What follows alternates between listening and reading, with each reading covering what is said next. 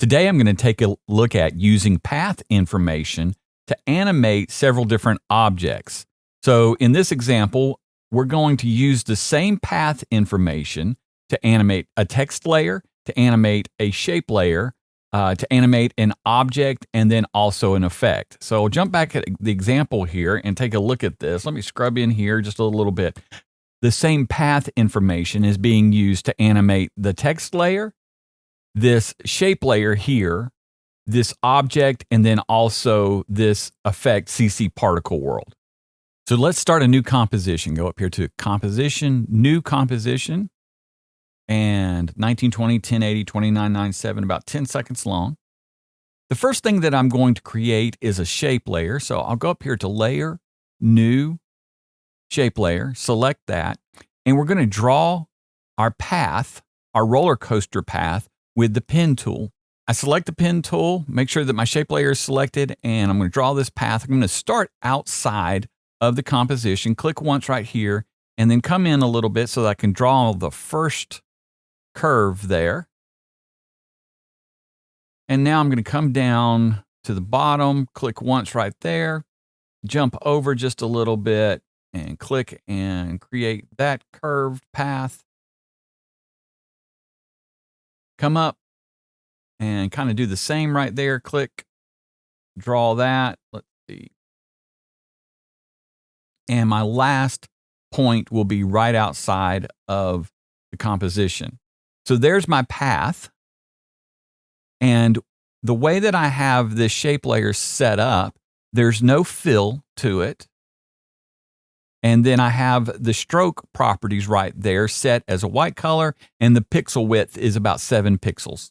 I'm going to jump down here and take a look at the shape that I've created, go into the contents, and there is shape 1 with the path information now that I'm going to use to not only animate this, but animate all of the other objects. We'll come back to that in just a minute. The next thing that I want to do is create my text layer. So I'm going to jump up here, grab the text tool, and type in roller coaster.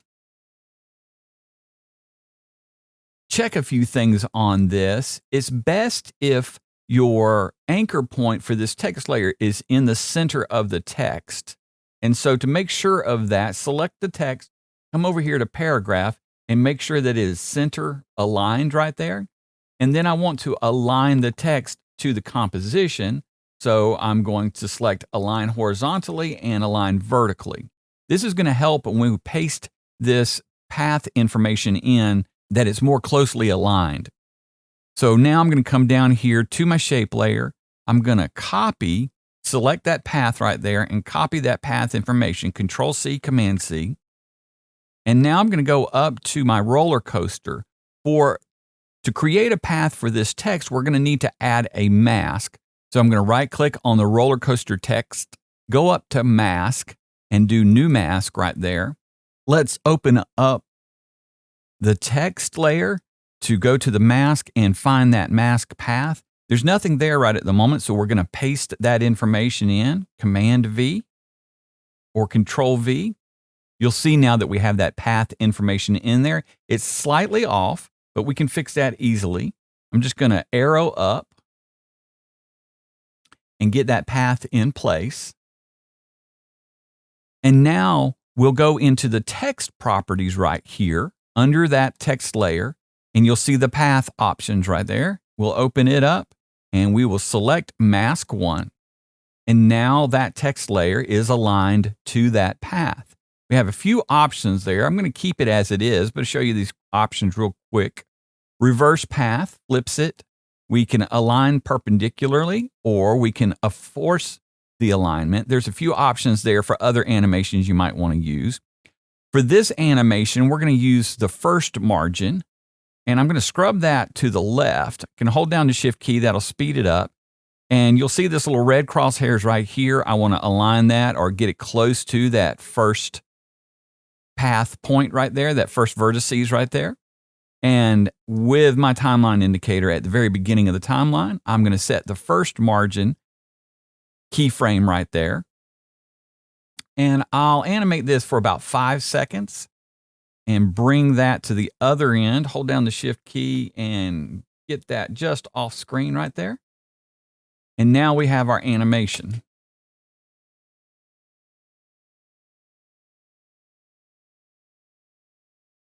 Now to animate, go back and animate our shape layer. I'll go to the shape layer and go to the contents, and I'm going to need to add a modifier into this. I'm going to click on the word add, and I'm going to go to trim paths. You'll see that now underneath that contents. Open that up, and we have a start and end. I'm going to hit Control-Shift-H real quick to hide all of my handles so you can see this a little bit better. So I'm going to use the endpoint to animate this. I'm going to bring my timeline indicator to the very beginning, hit stopwatch on end, bring that to 0, and we'll jump in again to 5 seconds and bring that up to 100%. And now we've animated both of them. You see the timing of them are exactly together. We can adjust that simply by going up to the roller coaster text here, and I'm going to delay the start of it by about a second. So I'm just going to grab that text layer and drag it back to about a second right there. And so now our line will come in first, then the roller coaster text will come in after it. The next thing I want to add into this is the blue dot at the beginning. I have that as a Photoshop file right here. I'm going to bring it in, drop it into the composition. I'm going to need to scale that down, bring that down to about 12%. This time, we're going to use the path information, and it's going to need to be applied to the position properties of this object. I'm going to make sure that I have that information copied. Control-C, Command-C. I'm going to go up here and make sure that my timeline indicator is at the very beginning of the timeline. Select the word position right there, and I'm going to paste that in, Command-V, Control-V. And now you'll see that we have a number of keyframes in here, and you'll see as I scrub through that that object is moving. Now the timing is way off. It's very easy to adjust these keyframes. You see that they're all selected right now. They're blue. That means they're all selected. So I'm just going to click over here, and I'm going to grab this last keyframe and drag it to 5 seconds. Make sure that I have that at 5 seconds. Now you'll see that that object is aligned to the very beginning of that path. We have a few adjustments we need to make to the blue dot. I'm going to go into rotation, and I'm going to rotate this 90 degrees so that it'll be pointed in the correct direction, but we need to align it to the path so that it will follow the exact direction. To do that, I'm going to go to the blue dot layer, right-click on it, and go up to Transform, and there's an option right down there, Auto Orient. Click on that, and we're going to orient a long path and hit OK. So now as that line curves, that dot is going to follow that.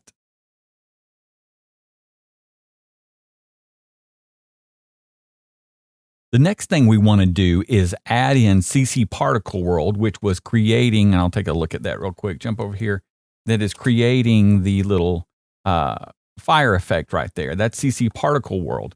Now that's a little bit trickier, and I have found some help on accomplishing this task, and I'll go over that in just a minute. But we need to start off by adding in CC Particle World.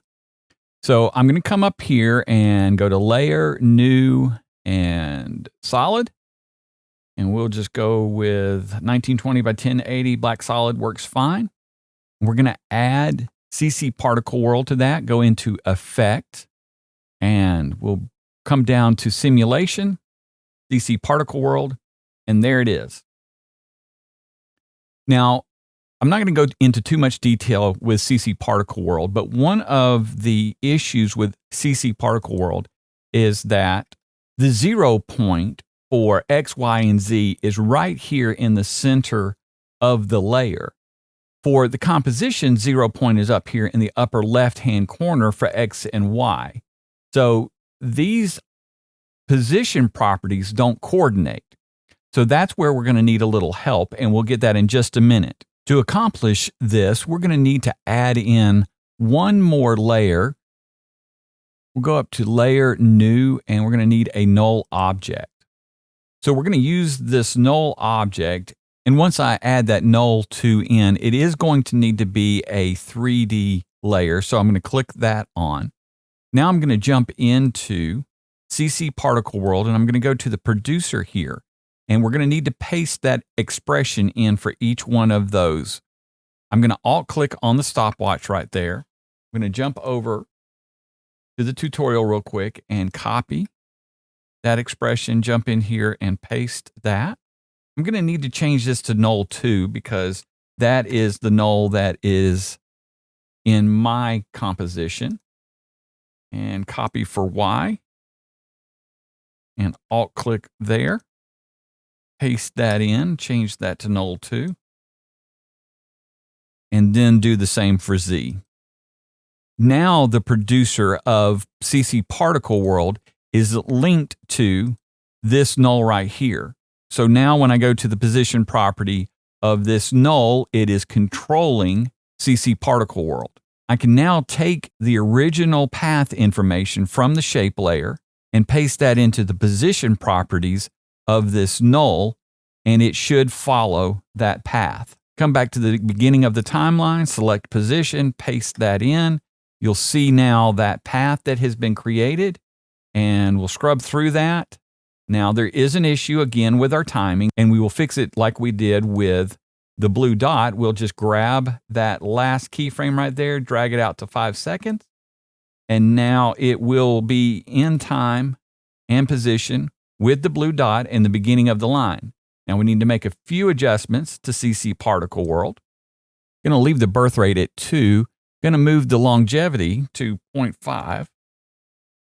Then we're going to jump down into the producer. You can see that position X, Y, and Z are following the null object. I'm going to bring the radius of X and Y down to 0. I'm going to bring velocity to 0.05 and then gravity to 0. And now let's take a look at that.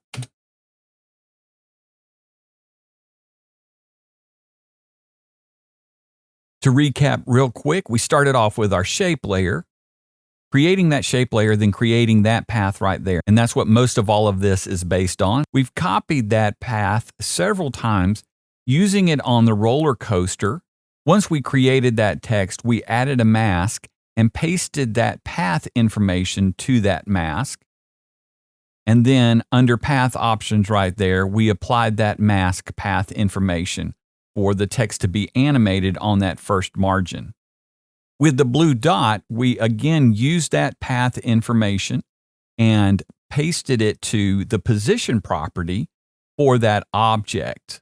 Then with CC Particle World, we used a null object and linked the position properties of the null object to the producer using that expression that we found from Shivering Cactus tutorials.